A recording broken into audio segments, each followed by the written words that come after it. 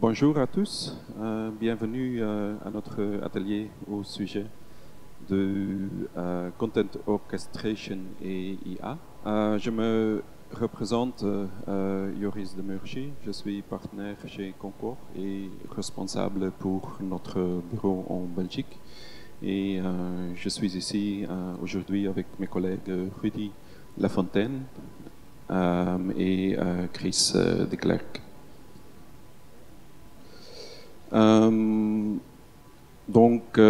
Qui sommes-nous?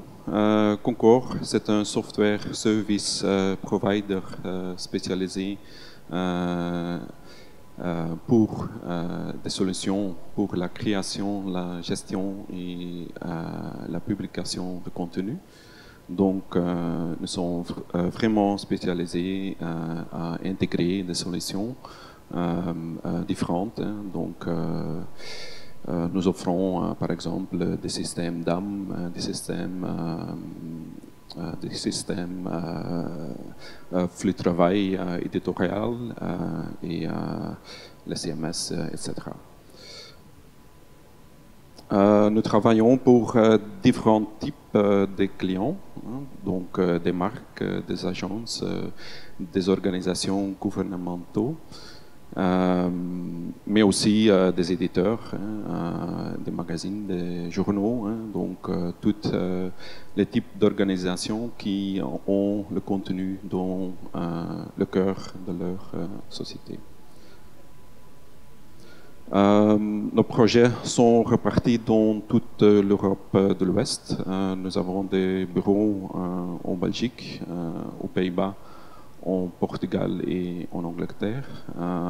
Et en futur proche, nous voulons aussi ouvrir un bureau en France. Quelques références de nouveau, différents types d'organisations, des marques comme Bavaria, Next, G-Star, Yamaha, Nike, mais aussi le Parlement européen ou des éditeurs, par exemple en Belgique, Roularta Media Group ou DPG Media. Donc pour nous, c'est vraiment important de comprendre la situation de notre client, parce que pour nous, chaque projet est un peu différent, aussi avec tous les différents types de clients. Ça donne, nous, beaucoup d'expérience et nous voulons vraiment aider vous avec cette expérience. Donc, je passe la parole à Rudy. Merci Joris. Donc, comme Joris l'a dit, on s'adresse à beaucoup de monde, beaucoup de profils. On s'est rendu compte dans les premiers jours ici, on était aussi en décembre ici pour le salon de la presse au futur, que chaque personne qui nous interpelle fait l'objet d'une situation qui lui est bien propre. Et donc on n'a pas une solution clé en main, au contraire, on va étudier les situations, les besoins, les envies et y amener notre savoir parce qu'on vient du terrain aussi. On n'est pas des ingénieurs de laboratoire, on est des gens qui ont travaillé et on connaît les flux, on connaît les sentiments quand on a besoin de gérer le changement, etc. Donc on apporte ce savoir aussi dans l'étude des workflows, en plus des outils qu'on met ensemble pour parler, enfin les outils vont parler ensemble. Dans la mesure du possible, on va garder les outils que les gens utilisent déjà pour rester dans leur zone de confort, mais on va y apporter un peu d'automatisation, un peu d'IA, un peu de nettoyage de workflow, et tout ça au cas par cas, parce qu'il est vraiment nécessaire de comprendre le client d'abord. On ne peut pas offrir une solution toute faite, même si, si on le fait, elle répondra qu'à une partie de ses besoins. Donc on a, dans ce que vous allez voir aujourd'hui, sélectionné des exemples, ce ne sont que des exemples de cas, de typologie, de clients, etc. Quand on parle des défis aujourd'hui de la gestion du contenu omnicanal, là vous avez déjà fait le tour des exposants ici, on parle tous de la même chose, hein. On parle d'un DAM, on parle de marketing, on parle de diffusion, d'input, d'output. Donc on fait rien d'autre mais on le fait nous en étant intégrateur. On veut un point central pour que tout le monde parle à partir du même poste de pilotage d'un produit ou d'un projet de gestion de contenu. Alors imaginez une campagne peut être très vite exponentielle quand on a une story avec plusieurs visuels. On va pouvoir faire plusieurs versions très rapidement, version linguistique ou bien version de visuel ou de texte, de slogan, etc. À ça, on va multiplier les canaux, que ce soit les canaux digitaux ou même les canaux parfois print. Et puis les cibles. Donc on peut très vite arriver à des situations exponentielles au niveau des versions de documents qu'on va devoir générer. En temps normal, ça ressemble souvent à ça. Et même, ça ressemble à plusieurs fois ça, puisqu'on est plusieurs à gérer chacun. Et on se rend compte, quand on va chez nos clients, qu'on n'est pas loin de la vérité quand on montre ça, parce qu'ils ont tous une partie du contenu sur leur disque dur, ou bien sur le serveur de l'entreprise, ou bien ils ont 3 versions, entre la V1, la V2, la V3, et puis la V4 OK, et la V4 OK corrigé. Et puis on ne sait pas laquelle est la bonne. Donc nous, on veut balayer tout ça pour amener tout ça sur un point central. Je vois des sourires parce que ça doit parler à certaines personnes, mais on raconte que la vérité. Hein. Et je l'ai vécu moi-même dans mes années de production. Donc voilà ce qu'on essaye de faire nous, c'est de passer, c'est une espèce de promesse qu'on essaie de tenir, passer de la production classique, traditionnelle, à une production, dans la mesure du possible, améliorée, accompagnée par de la technologie, mais qui reste contrôlée par l'humain. L'humain reste le cœur de pilotage, au centre, devant le tableau de bord qu'on met en place. Pour ça, il faut bien sûr établir une stratégie. La stratégie, c'est en fait décider ensemble avec le client qu'on veut ajouter de la valeur et comment ajouter de la valeur à nos contenus, tout en améliorant ce qui est en place, l'efficacité et augmenter les résultats. Et c'est pour ça on va optimiser le triangle que représentent les gens qui travaillent en interne, en externe, les fournisseurs, les clients, les collaborateurs, les freelances, avec l'autre point du triangle qui sont les processus qui existent ou qui n'existent pas, ou qu'on peut revoir, corriger, améliorer, et puis les techniques et outils qu'on utilise. Donc avec le bon outil mais la mauvaise technique, je ne fais pas du bon travail. Avec de la bonne méthode mais sans les bons outils, je ne fais pas non plus du bon travail. Et avec les bonnes personnes ou les personnes aussi, on va jusqu'à bien sûr la formation ou la mise en place des systèmes, on accompagne les gens dans la mise en place du changement. Schématiquement, ça représente de gauche à droite tous les inputs qu'on peut imaginer. Alors ça peut être de tout et n'importe quoi, ça peut être du document Word, mais aussi bien sûr des documents structurés dans un PIM, dans des CRM, des CMS, dans des DAM, etc. Et puis toute l'équipe qui travaille, elle est multiple, en interne, en externe, comme je l'ai dit, ça peut être les traducteurs, les gens qui décident, les gens qui valident, les gens qui corrigent. Et encore récemment, on a eu un cas d'étude où chez quelqu'un, on continue à imprimer. Et quand la personne est en télétravail, quand elle revient le lendemain à son poste de travail, elle a une pile de feuilles avec du bic rouge sur son papier. Et ça existe encore, on était surpris de l'entendre. Dans le même centre, dans le même tronc central, il y a toutes les technologies qui existent, qui sont en place, ou qu'on met en place, qu'on ajoute. Et pour finir, vers les sorties, puisqu'on a quand même tous envie d'être publié, de produire quelque chose, vers tous les canaux variés, et bien sûr avec toutes les possibilités et multiples combinaisons qu'on peut avoir. À nouveau, il n'est peut-être pas mentionné ici, mais on gère du print également, puisque l'input est une chose, on produit en channel neutral, c'est-à-dire qu'au début, on a gestion de contenu, et les inputs vont aller vers du print, du digital, de la newsletter, du site web, du mobile, etc. En vision animée, ça donne à peu près ça. Imaginez que chaque musicien joue sa composition de son côté, ça donne une cacophonie. Grâce à un chef d'orchestre, on peut mettre tout ça en musique plus harmonieuse. C'est un peu un symbole, mais ça représente bien un flux de travail avec l'avantage que chez nous, les musiciens peuvent jouer en différé à des endroits du monde différents et à des moments différents. Pour tout ça, il faut bien sûr harmoniser. Et pour harmoniser, on a identifié 5 étapes importantes. D'abord, il faut avoir une vision globale. Globale, ça veut dire de bout en bout. On ne va pas focuser sur un seul point qui coince la production. On veut vraiment avoir une étude globale de ce qui se passe dans dans la chaîne de production et de publication. On commence par planifier, bien sûr, c'est souvent la première étape. Si on n'a pas de plan, c'est rare de démarrer, on ne prend pas la route sans savoir où on va. Ensuite, on va créer, c'est générer le contenu de tous les inputs possibles qu'on a déjà vus, en interne, en externe, et puis on peut aussi transformer cet input. Il ne s'agit pas seulement de créer du texte, mais on va le voir un peu après avec les IA pour transformer les textes ou les images. Optimiser, ça veut dire tout ce qui peut se faire mieux, on essaye de le faire mieux, par de l'automatisation, par de l'IA justement, en disant ça c'est une étape qui est chronophage, qui peut avoir des contrôles qui ne sont pas corrects parce que l'humain est fatigué, etc. Donc on va vraiment optimiser ce qui peut l'être. Même dans l'analyse du workflow, il ne s'agit pas seulement d'une optimisation technique. L'analyse d'un workflow permet à un moment donné de dire là vous êtes en train de gaspiller du temps, et même s'il est bien fait, c'est du temps que vous pourriez utiliser à faire autre chose. La validation, c'est un point forcément important aussi, mais elle doit être identifiée dès le départ. Comment, qui et quand on valide. Et puis enfin, on va publier. Donc tout ça doit être établi sur notre feuille de route pour qu'on puisse avancer dans un projet. Quand je dis on, c'est vous bien sûr d'abord, et puis nous on essaye de vous accompagner dans ce process.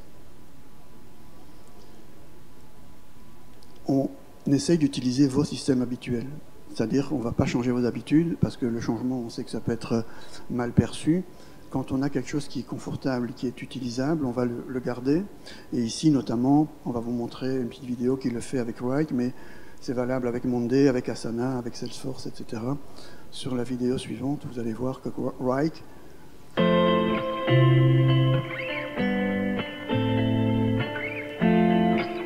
c'est un environnement qui est connu par les gens qui l'utilisent. On est on peut peut-être baisser un petit peu le son de la vidéo.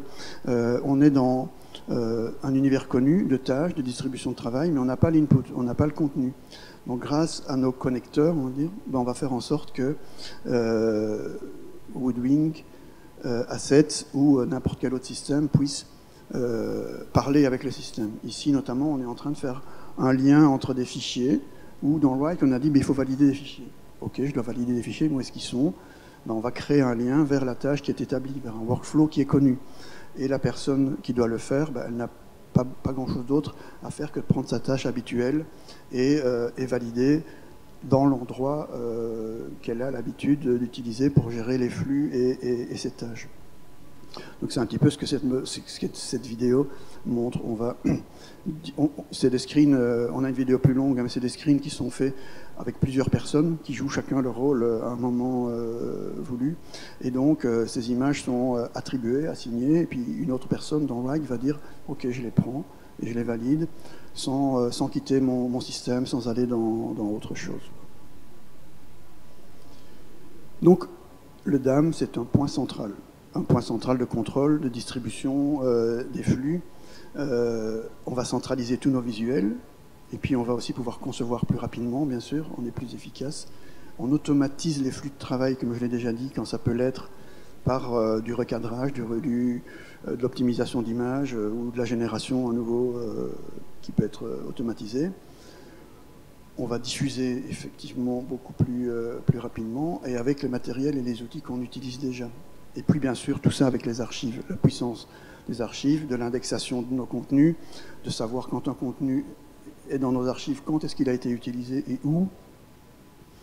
Et puis tout ça dans le but d'améliorer la consistance, la pertinence des marques. Ici on dit de marques, mais c'est aussi valable pour la presse, pour le contenu éditorial, pour l'ensemble des contenus et des canaux de distribution qui peuvent exister. Ici, à titre d'exemple encore, on a l'IA qui est illustrée, qui peut créer, qui peut recréer des images, créer des idées. Mais c'est un assistant, l'IA. Enfin, on l'a vu dans d'autres ateliers que l'IA peut générer vraiment du contenu. Alors à vous, nous, on n'est pas les juges de l'éthique de l'utilisation de l'IA, on est les facilitateurs de son utilisation. Ça veut dire que souvent, nous, on considère que l'IA est un assistant pour nous aider à générer de nouvelles idées, de nouvelles stratégies, à vérifier que ce qu'on a dit peut être pertinent, etc. Et elle peut aussi faciliter comment dire, faciliter l'accès à partir des plateformes et de la création de contenu. On va mettre en place tout ça pour que ça soit intégré dans le flux de travail. C'est-à-dire qu'on ne passe pas d'un outil à l'autre. On a déjà vu aussi chez nos clients que parfois, on doit passer carrément, on va loguer notre machine vers un autre système pour passer de l'un à l'autre. Nous, on crée des ponts vers tout ce qui existe pour qu'à un point central, on puisse avoir tous les inputs et tous les outputs et agir à partir d'un seul endroit. Donc, à titre d'exemple, ChatGPT, c'est un assistant qui peut travailler en arrière-plan. On va voir comment ça se passe ici. Ce que vous voyez là, c'est vraiment le gestionnaire de contenu de notre système. On a facilité avec un petit bouton l'assistance de l'IA, à qui on peut bien sûr demander n'importe quel prompt. Vous avez les connaissances des prompts qui peuvent exister, mais on peut dire, dis-moi, reformule ça comme si je devais m'adresser à un CFO, et il va le régénérer. Bien sûr, là c'est l'IA qui est lente, c'est pas notre vidéo, parce qu'il faut quand même un temps, elle est très sollicitée. Et donc quand là on est dans du CMS, donc on est vraiment en train de gérer le contenu, et on va valider, appliquer, et bien sûr avoir la possibilité d'éditer, on n'est pas dans le cycle de validation. Même chose pour d'autres items, on va demander des choses. Ici, c'est crée-moi un post LinkedIn à partir de ce contenu, ce qu'il va faire. Et puis, bien sûr, il ne s'agit pas de faire un copier-coller, il s'agit après juste de pousser en disant, mais vas-y, mets-le sur LinkedIn après que je l'ai édité et que je l'ai validé. Bien sûr, vous l'avez vu sur les 6 derniers mois, ces technologies, elles évoluent très rapidement, et nous on essaie de les suivre, on accompagne toujours ça, et on a, dès qu'il y a une ouverture dans un flux de travail qui existe, avec des API, avec des iframes, avec n'importe quoi, on peut intégrer. Et on va suivre cette évolution de la technologie. On peut voir ici à quel point la technologie a Not too long ago, Runway pushed the boundaries of generative AI with Gen 1. A video-to-video model that allows you to use words and images to generate new videos out of existing ones. In the weeks since launching, the model has constantly gotten better. Better temporal consistency, better fidelity, better results. And as more and more people gained access, we unlocked entirely new use cases and displays of creativity. And today, we're excited to announce our biggest unlock yet. Text to video with Gen 2. Now you can generate a video with nothing but words. No driving video, no input image. Gen 2 represents yet another major research milestone and another monumental step forward for generative AI. With Gen 2, anyone, anywhere can suddenly realize entire worlds, animations, stories, anything you can imagine. Gen 2, coming very soon to runwayml.com. Alors imaginez que l'input de ça, le prompt, il vienne de vos systèmes. C'est-à-dire qu'on peut avoir un texte, on peut avoir un résumé du texte, on peut avoir l'intro de LinkedIn du texte, mais on peut aussi avoir une génération de mots-clés. Et puis l'étape d'après, c'est fais-moi la vidéo qui va illustrer ça. Et fais-moi la vidéo avec le style pour les enfants, ou le style animé, ou bien à la Van Gogh, ou n'importe quoi. Tout est là. On n'a pas besoin de faire des copier-coller, d'externaliser nos sources. Tout est en place. Et à nouveau, on va l'intégrer, que ce soit sur les technologies d'aujourd'hui ou les technologies futures, on va intégrer ces flux de travail localement. Localement, ça veut dire à partir de vos tableaux de bord. Aussi d'autres possibilités d'optimisation. Ici, on voit la partie animée en haut, un détourage, ça peut se faire automatiquement.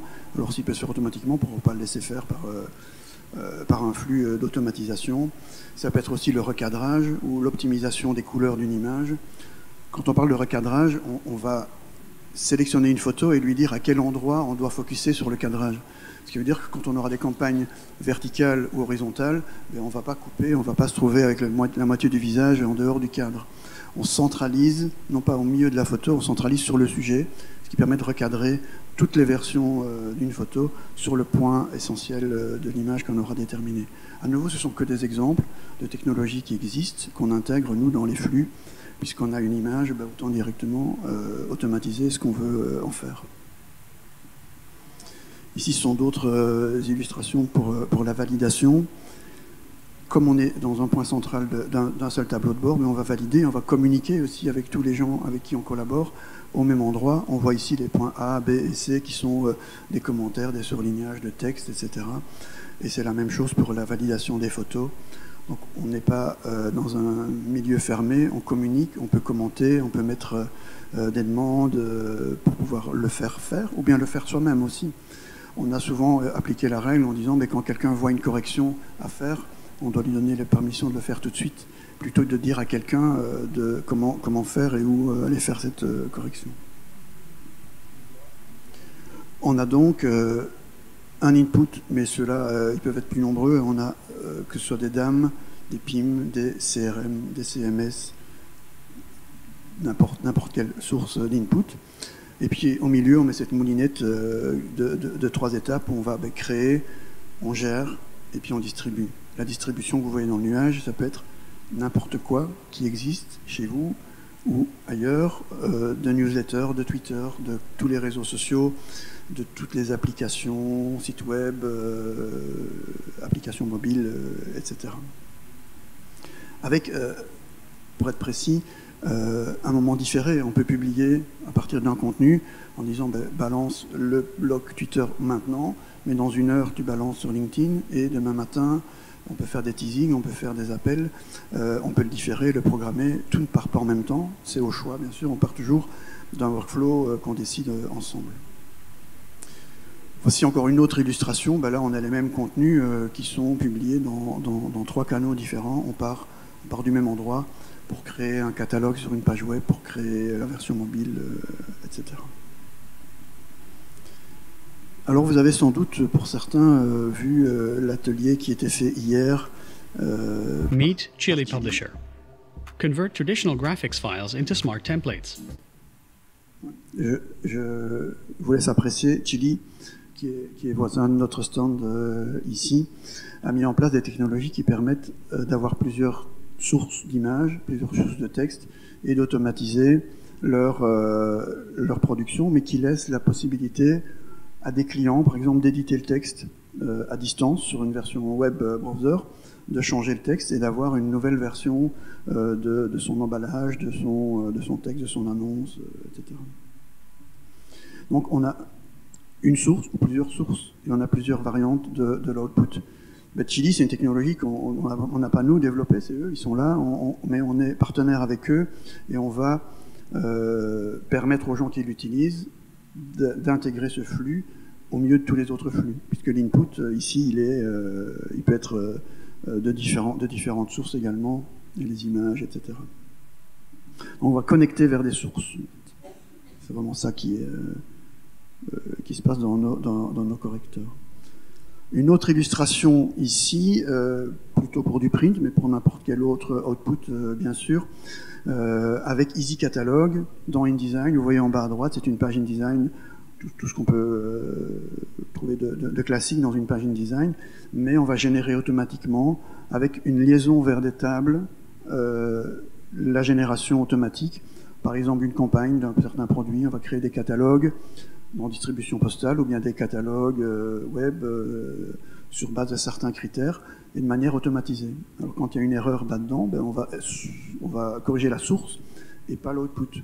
Donc on a une base de données qui est accessible par certaines personnes et de ça on va générer pour tous les mois, toutes les semaines le catalogue, l'output. Quand on dit catalogue, il ne faut pas seulement imaginer le catalogue dans les de vente de retail.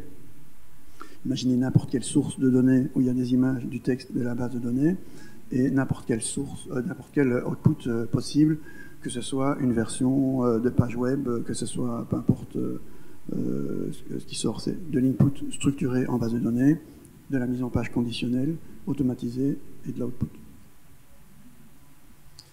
Ici, on a à nouveau la même chose, un autre exemple, mais avec de la gestion de vidéos, avec de l'indexation, la possibilité de pousser du streaming live ou bien des plateformes de publication hébergées, de la vidéo interactive, de la personnalisation de vidéo, c'est-à-dire personnalisation à nouveau à base des variables qu'on aura générées dans nos différentes sources d'input. Donc les marques ont aujourd'hui un défi, c'est de toucher les publics qui est de plus en plus exigeant aussi par rapport à ce qu'on appelle dans le marketing le temps de cerveau disponible des gens. On est tous les premiers à le gaspiller, mais quand on a du temps de cerveau disponible, c'est le bon moment pour être touché. Nous, c'est ce qu'on va essayer de faciliter, c'est de parvenir à atteindre, grâce à plus d'efficacité dans les flux de distribution, ce temps de cerveau des consommateurs. Et on pense que cette technologie doit être parfaitement intégrée et doit permettre aux marques d'évoluer et de mettre en œuvre une stratégie réussie. Stratégie, ça veut dire penser en amont, et réussi, ça veut dire avec des indicateurs, avec de la communication efficace, ciblée, et surtout omnicanal, qui correspond bien sûr à l'usage aujourd'hui des médias et des réseaux. On peut avoir, est-ce qu'on a quelques minutes? On peut avoir quelques minutes pour faire des échanges si vous avez des questions, mais vous pouvez aussi nous voir au stand 30 ici à côté. Vous y rencontrerez Joris, moi et Chris qui est déjà en place. Donc si vous avez des questions, sont les bienvenus, et sinon on vous donne rendez-vous au stand numéro 30. Donc ma première et dernière question, c'est est-ce que vous avez des questions? Si vous voulez prendre rendez-vous avec nous, si ce n'est pas possible aujourd'hui pour le stand, on peut faire un rendez-vous téléphonique ou bien en visio si vous voulez scanner ce QR code après le salon. N'hésitez pas à nous rendre visite. Chacune des personnes qui sont venues nous voir avait un cas spécial. Et nous, on y a répondu parce qu'on a les réponses adaptées. On n'a rien qui est standardisé parce que justement, on va utiliser l'univers des personnes, les outils des personnes, optimiser les workflows, les flux d'input, les flux d'output et même les équipes sur la structure et l'organisation de ces workflows. Pas d'autres questions, en plus de la première qui n'est pas arrivée. Alors on vous remercie beaucoup et vous donne rendez-vous à notre stand. Merci à vous.